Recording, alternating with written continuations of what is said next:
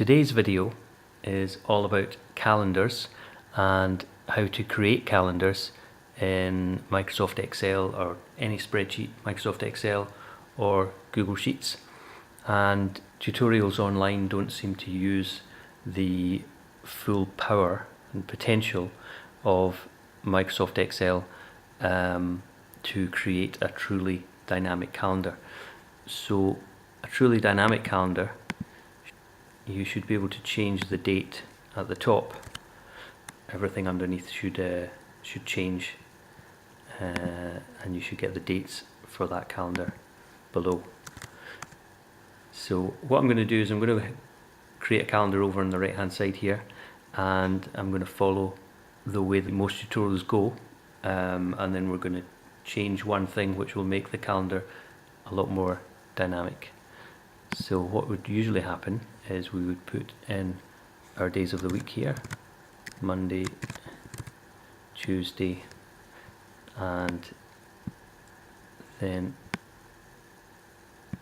pull that across. And then it would be at this point that in the tutorial we're told to go and find what day is the 1st of February 2018. So we have to go and look at a calendar somewhere else on our phone or on the wall, and that part is a little bit strange because Microsoft Excel understands and it knows what day the 1st of February is 2018, and we can actually get that day just by changing the format of this cell. If we change it to this one here, which has got day 3 Ds at the start, that will give us Thursday, the 1st of February 2018. So now we know that it's a Thursday. So we could put a formula in here, but that wouldn't work. So what we do is we have a look and we find out what date the Monday before the 1st of our month will be. And to do that, we put a formula in this cell here, and that's why that one's highlighted. So if we get rid of that and have a look at this formula, so that's the formula that we need.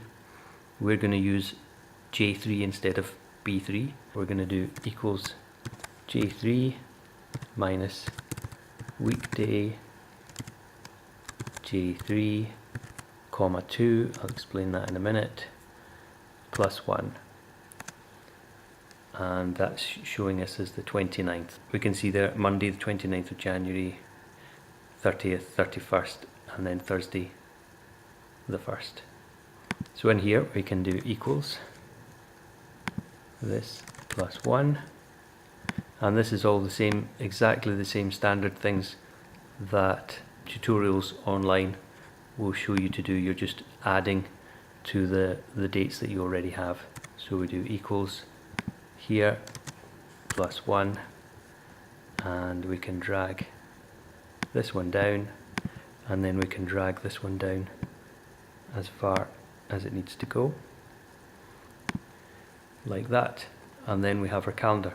So just to explain how this formula works, what we're doing is we are taking the date and we are taking away from that date the weekday of that date.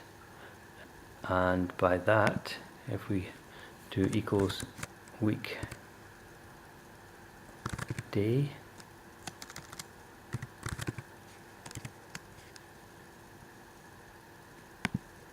J3, you will see, if we format it as a number, it's saying number 5. Now it's number 5 if the first day of your week is a Sunday. I'm making the first day of my week Monday, so we can make the first day of the week Monday by putting in the comma 2, and then it becomes 4. So what we're doing is we're saying take 4 away from here and then add 1, and that gives us 29. It goes 4 days in the past to find out what the date is at this Monday.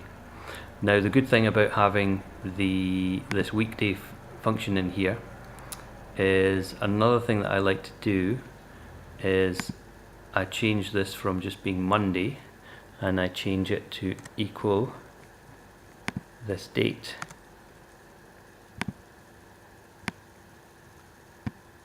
Let's equal all the dates and then just change the format, and I want the format to be custom format D apply. So now this is dynamic and this will change depending on the dates that we have below, and that means that if my preference is to have the first day of the week as a Sunday, all I have to do is take out that 2 and I've got exactly the same calendar but starting on a Sunday to Saturday. So the only thing that I haven't explained here is how we conditionally format. We can either hide these completely by making them white, or we can make them grey so that we can see the dates, all the dates for February 2018. And the way that we do that is we highlight all the dates and we go to Format, Conditional Formatting, we go down to Custom Formula, and in the formula we say equals, and it's month J5 is anything but month, and we lock this one J3, and you'll see it's colouring now the ones that are do not match that month. We'll say none, and we'll make it very light grey. Done, and close that down. So that is how I create a dynamic calendar in Microsoft Excel or Google Sheets, and because I haven't seen anyone else use this method or post this method on a tutorial, that's why I wanted to make this video. So I hope it's of some use to you. Thanks.